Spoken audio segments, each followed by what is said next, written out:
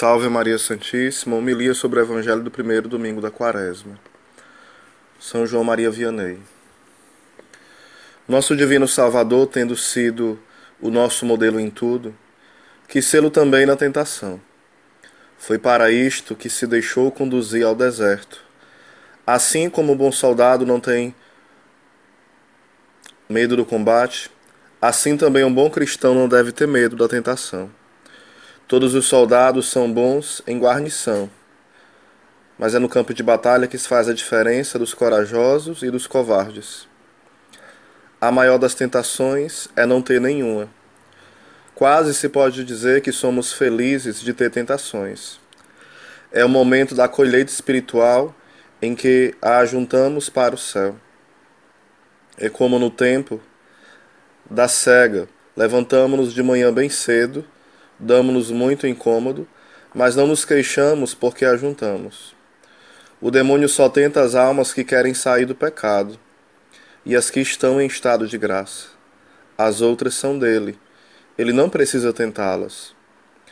Passando um dia diante de um convento, um santo viu uma quantidade de demônios que atormentavam os religiosos, sem conseguirem seduzi-los. Passou em seguida diante de uma cidade e viu um só, sentado de braços cruzados e fazendo andar toda a população. Então o santo perguntou-lhe como é que ele era só para uma grande cidade, enquanto era tão grande o número para atormentar um punhado de religiosos. O demônio respondeu-lhe que ele bastava para a cidade, porque aqueles que eram propensos ao ódio, à impureza, à bebedeira, ele os apanhava por aí, e estava tudo feito. Ao passo que com os religiosos a coisa era mais difícil. O exército de demônios ocupado em tentá-los perdiam ali seu tempo e seu trabalho. Não podiam arranjar nada, por isto aguardavam que viessem outros religiosos, que se aborrecessem da austeridade da regra. No mosteiro, um dos frades viu durante o santo sacrifício demônios que rondavam em torno daqueles bons religiosos. Viu principalmente um que tripudiava sobre a cabeça de um monge, e outro que avançava e recuava alternativamente. Depois da missa, esse frade perguntou aos dois religiosos que fora que os ocupara durante o ofício. O primeiro disse que pensara no assoalho que queria fazer no convento, e o segundo que o demônio viera atacá-lo, mas ele tinha sempre a tarefa de repeli-lo. É o que fazem todos os bons cristãos, pois a tentação para eles é uma fonte de merecimentos. As tentações mais comuns são orgulho e impureza. Um dos meios pelos quais melhor resistimos a ela é uma vida ativa para a glória de Deus. Muitas pessoas entregam-se à moleza e à ociosidade. Daí não seja admirar que o demônio lhes tenha o pé em cima. Um religioso queixava-se ao superior de ser violentamente tentado. O superior ordenou ao jardineiro e ao cozinheiro que chamasse a todo momento esse religioso.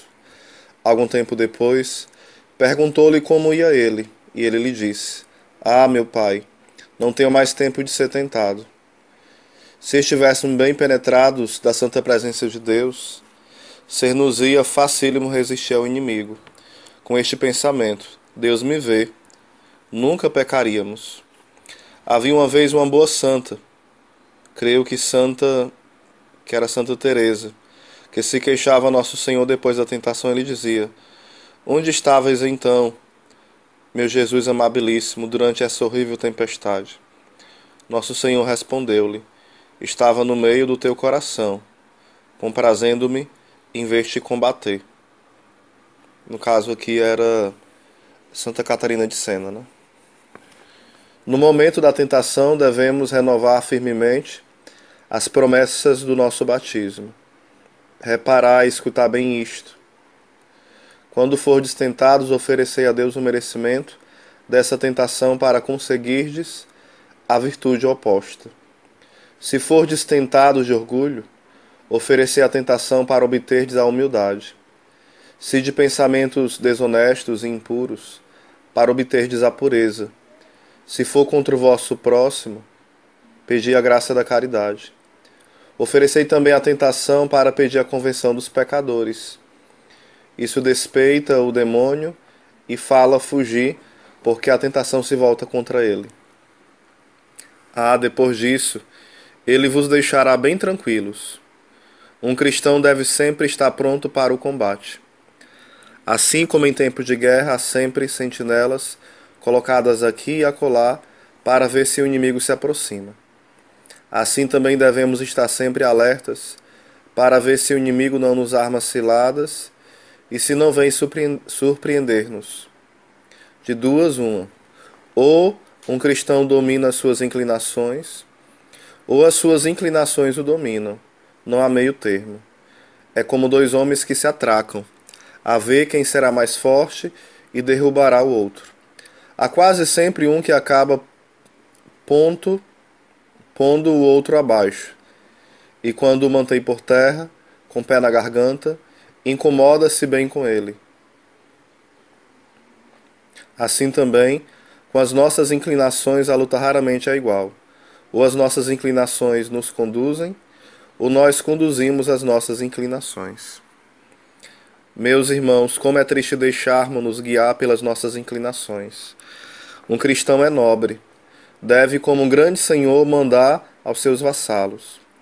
Os nossos vassalos são as nossas inclinações. Perguntava a um pastor quem era ele. Ele respondeu que era rei. Sobre quem reinas vós? Sobre os meus súditos. E quem são os vossos súditos? Minhas inclinações. Esse pastor tinha razão de dizer que era rei. No caso aqui, pastor de ovelhas mesmo, né? Nós somos neste mundo como um navio no mar. Que é que produz as vagas? É a tempestade. Neste mundo o vento sopra sempre. As paixões levantam a tempestade da nossa alma. São combates que nos merecerão o céu. Não se deve crer que haja algum lugar na terra onde possamos escapar a essa guerra. Acharemos o demônio em toda parte. E em toda parte ele procurará arrebatar-nos o céu, ou seja, nos roubar o céu e nos lançar no inferno. Mas em toda parte e sempre nós podemos ser vencedores. Não é como nos outros combates. Entre dois partidos há sempre um vencido. Aí, se o quisermos, com a graça de Deus, que nunca nos é recusada, podemos sempre triunfar.